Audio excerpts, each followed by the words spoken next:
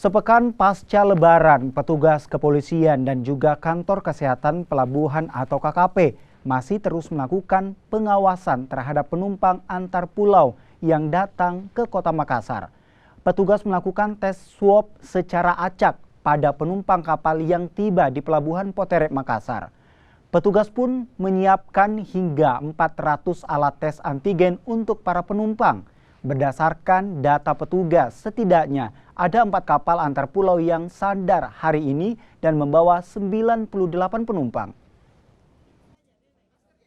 Saat ini kami lagi memantau pasca pengendalian mudik, pergerakan orang dan barang dari daerah menuju ke Kota Makassar, di mana saat ini kami di Pelabuhan Poterep pada pagi hari ini memantau pergerakan masyarakat ya dari pulau wilayah Kabupaten Pangkep menuju Kota Makassar.